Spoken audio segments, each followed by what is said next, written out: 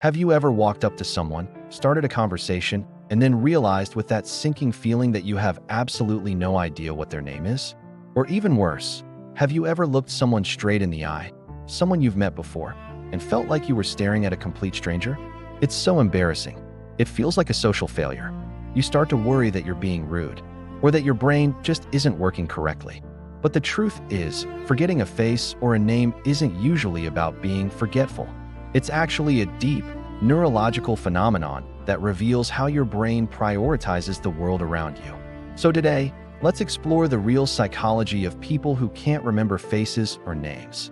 But before we begin, support us by clicking the subscribe and like buttons. Okay, let's get started. First up is something called the next in line effect. Most of the time, you don't forget a name because of a bad memory. You forget it because your brain never actually recorded it in the first place. When you meet someone new, your brain is so focused on what you're going to say next, how you look, your body language, and your own introduction, that it essentially shuts down its recording function for external information. You aren't being self-centered. Your brain is simply experiencing a temporary cognitive overload. It's prioritizing your social survival over collecting new data. Second, for some people, the struggle is much deeper. There's a specific part of the brain called the fusiform face area, and its job is to recognize facial features. When this area is less active, it can lead to varying degrees of something called prosopagnosia or face blindness.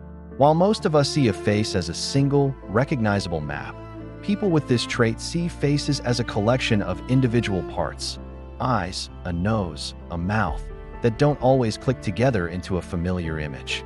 It's like trying to recognize a city by looking at a pile of bricks instead of the whole building.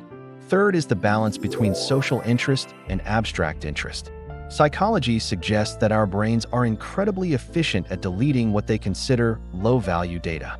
If you're someone who deeply values abstract ideas, complex theories, or your own internal thoughts, your brain might classify names as arbitrary data.